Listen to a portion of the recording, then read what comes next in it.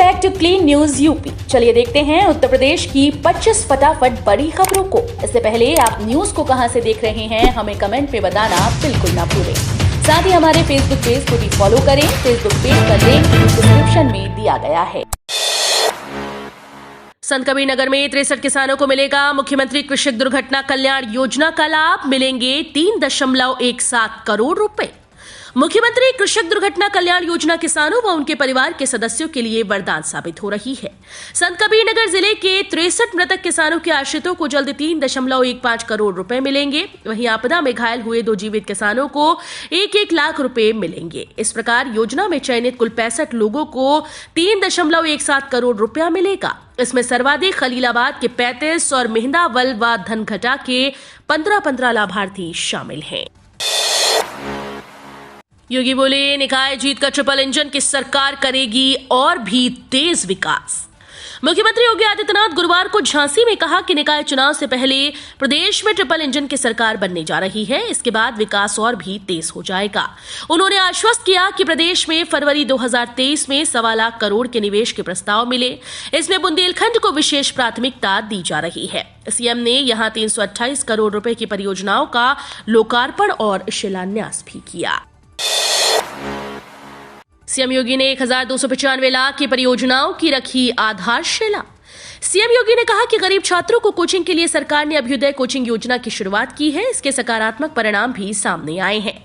इसमें जो भी दिक्कतें हैं उनको दूर करने का प्रयास किया जा रहा है। इस मौके पर योगी ने 1295 लाख की योजनाओं का शिलान्यास और लोकार्पण किया।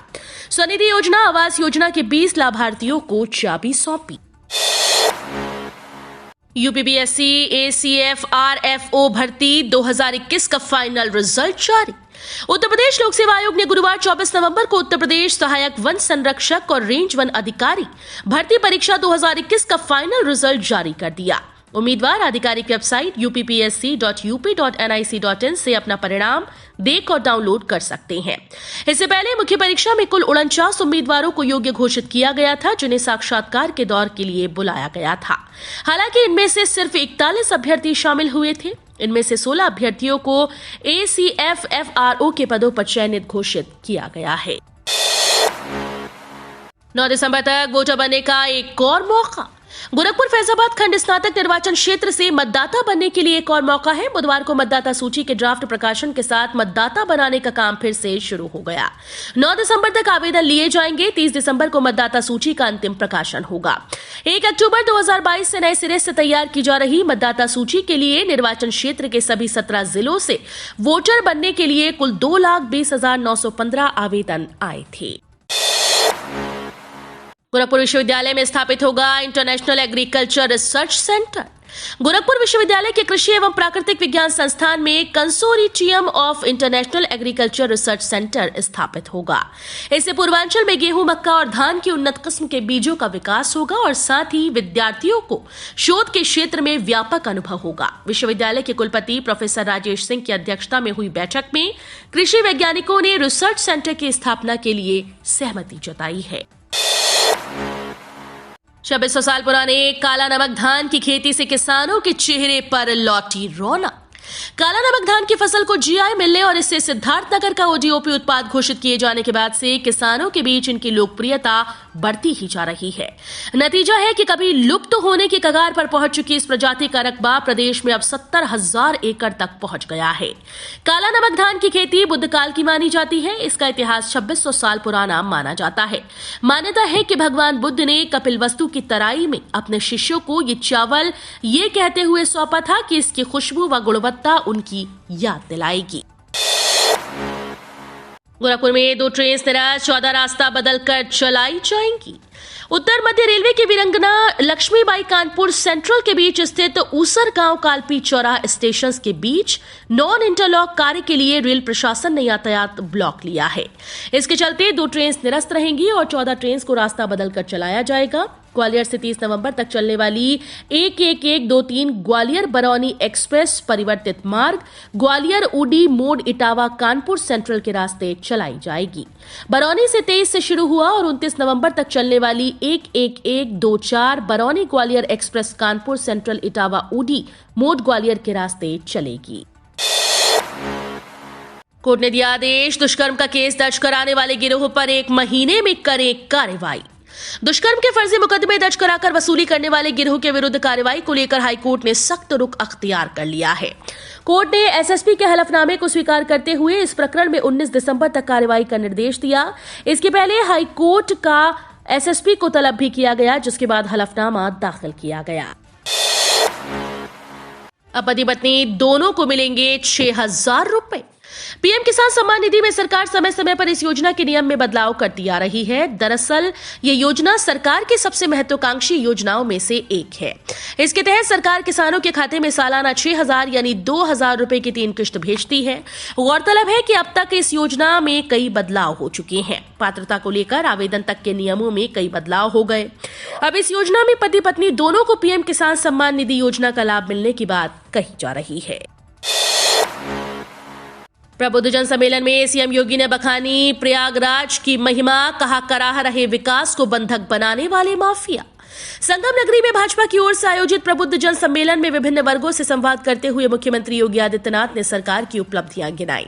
साथ ही गुंडे माफियाओं के खिलाफ कार्रवाई जारी रखने की प्रतिबद्धता व्यक्त की। कहा कि डबल इंजन की भाजपा सरकार में गरीब व्यापारी, बेटी और युवा के हितों के साथ खिलवाड़ संभव नहीं। वर्षों तक जो माफिया प्रयागराज के विकास में बैरियर बने रहे, गरीबों की जमीन पर अवैध कब्जे करते थे, जिन्होंने युवाओं के साथ छल किया, आज सरकार की जीरो टॉलरेंस वाली नीति की सख्त कार्रवाई से कराह रहे हैं।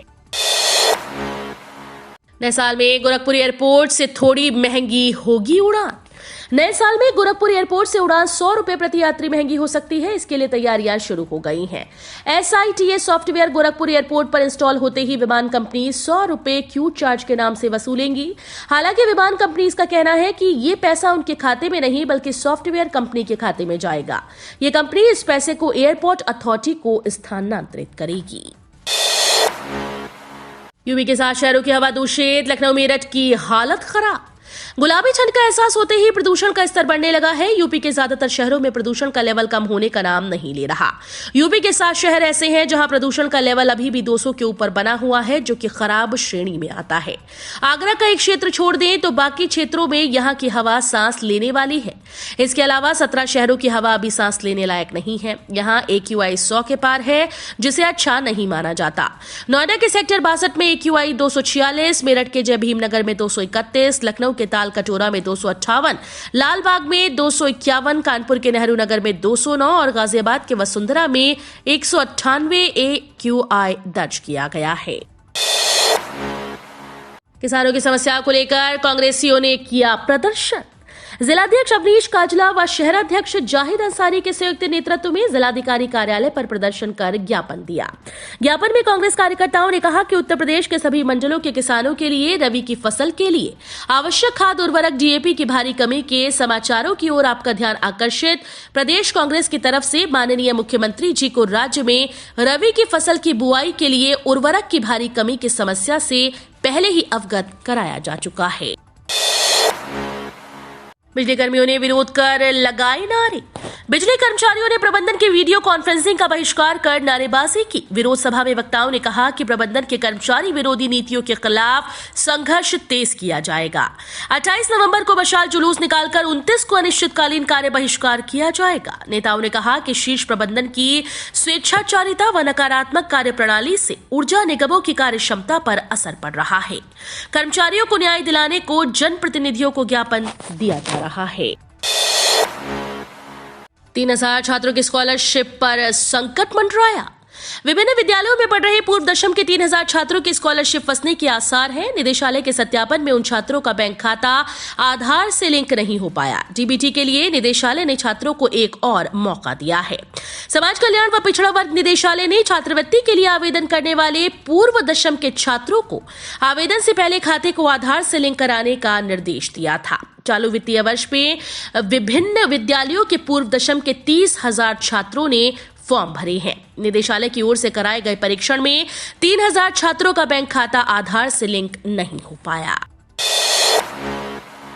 उपचुनाव के दौरान मायावती की बड़ी कार्रवाई, 5 नेताओं को बसपा से किया निष्कासित। मैनपुरी लोकसभा उपचुनाव में पार्टी विरोधी गतिविधियों में शामिल रहने पर बसपा के 4 पदाधिकारियों को निष्कासित कर दिया गया। जिला यूनिट की जांच रिपोर्ट के बाद बसपा के राष्ट्रीय अध्यक्ष पूर्व मुख्यमंत्री मायावती के निर्देश पर निष्कासन की कार्रवाई की गई है। लोकल कमेटी की जांच रिपोर्ट के बाद आगरा जोन इंचार्ज दीपक पेंटर और मनीष सागर, पूर्व जिला अध्यक्ष राजेंद्र सिंह सोनी, विधानसभा क्षेत्र भोगांव के पूर्व प्रत्याशी सुरेंद्र यादव, जिला महासचिव संजय सिंह को पार्टी के राष्ट्रीय अध्यक्ष पूर्व मुख्यमंत्री मायावती के निर्देश पर पार्टी से निष्कासित कर दिया गया। सपा अध्यक्ष का लोकसभा चुनाव पर बड़ा ऐलान, कहा जहां से पहली बार चुनाव लड़ा था वहीं से लड़ूंगा। वर्ष 2024 में होने वाले लोकसभा चुनाव को लेकर सपा अध्यक्ष अखिलेश यादव ने बड़ा ऐलान कर दिया है। उन्होंने कहा कि वो कन्नौज से 2024 का चुनाव लड़ेंगे। दरअसल कन्नौज में एक कार्यक्रम के दौरान सवाल के प्रति उत्तर में उन्होंने ये बात कही। कर्मचारी संघ ने कहा आउटसोर्सिंग के कर्मचारियों का हो रहा है शोषण। उत्तर प्रदेश रोडवेज कर्मचारी संघ अयोध्या परिक्षेत्र की एक बैठक में गुरुवार को वरिष्ठ प्रदेश उपाध्यक्ष अरुण भानु तिवारी ने कहा कि यूपी राज्य परिवहन निगम का निजीकरण बर्दाश्त नहीं किया जाएगा। सरकार ने निगम के 75% संचालन को अनुबंधित निजी बसों के मालिकों को सौंप दिए जाने का फरमान जारी किया। रोडवेज की परिसंपत्तियों को बेचने की दिशा में काम कर रही है। ऑनलाइन शुरू कर सकते हैं अपना FD.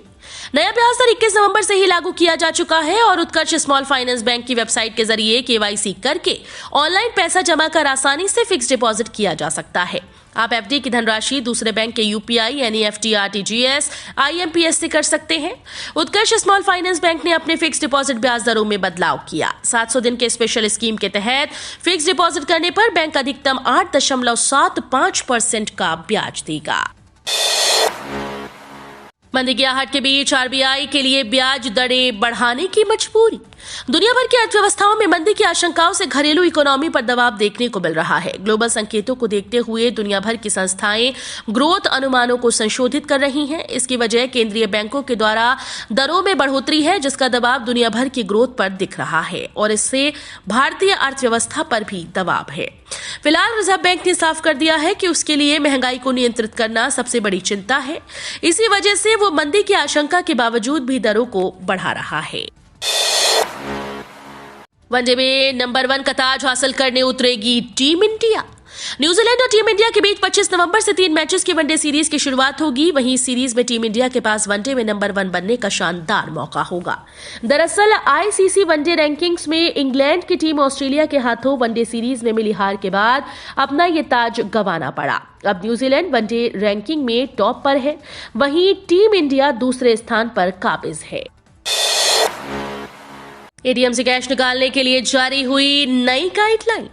State bank of India में खाता रखने वाले करोड़ों ग्राहकों के लिए बड़ी खबर है। एसबीआई की ओर से नई गाइडलाइन जारी कर दी गई। स्टेट बैंक ऑफ इंडिया ग्राहकों को ओटीपी के आधार पर कैश निकालने की सुविधा दे रहा है। इस सुविधा का फायदा उठाने के लिए ग्राहकों को एटीएम मशीन पर अपना फोन साथ में लेकर जाना है। आपको अपना रजिस्टर्ड मोबाइल नंबर को साथ लेकर जाना है, क्योंकि आपका ओटीपी उसी नंबर पर आएगा। ओटीपी को एंटर करने के बाद ही आप कैश निकाल सकते हैं। कानपुर में थम नहीं रहा डेंगू, 42 और संक्रमित। जिले में डेंगू की चपेट में गुरुवार को 42 लोग आए। जिले की पॉजिटिविटी रेट 14.43% पहुंच गया। गुरुवार को उर्सला में 155 सैंपल की जांच में 28 डेंगू संक्रमित मिले। वहीं हैलेट की जांच में 136 में से 14 मरीज मिले। संक्रमितों में से 23 कानपुर व बाकी 19 आसपास के जिलों के हैं। कई की हालत बिगड़ने पर इनका इलाज निजी व प्राइवेट हॉस्पिटल में हो रहा है। सीएमओ डॉक्टर आलोक रंजन ने कहा कि मौसम बदल रहा है, डेंगू का प्रकोप कम होना चाहिए। लगातार मॉनिटरिंग की जा रही है। मरीजों की कॉन्ट्रैक्ट ट्रेसिंग कराई जा रही है। उनके आने और जाने की हिस्ट्री को भी देखा जा रहा है। बनारस में होगी रेकी फिल्म की shooting. All time superhit star Ajay Devgan अपनी नई फिल्म रेकी की शूटिंग के लिए बनारस में लोकेशन देखने गुरुवार को पहुंचे। तूफानी दौरे में अजय ने दोपहर 12 से 2 के बीच राजघाट से रामनगर के बीच गंगा के किनारे और रामनगर में तय लोकेशन देखी। वैसे चर्चा ये भी थी कि उनका ये दौरा निर्माणाधीन फिल्म भोला का सीक्वेंस शूट करने के सिलसिले में था। रामनगर से लौटने के बाद 80 घाट स्थित पिज्जेरिया हट में अजय ने pepperoni pizza with Chinese touch का स्वाद लिया। ये पिज्जा उनके लिए खास तौर पर तैयार किया गया था। तो ये थी आज की 25 फटाफट बड़ी खबरें। अगर आपको न्यूज पसंद आई हो तो वीडियो को लाइक और शेयर जरूर करें। धन्यवाद।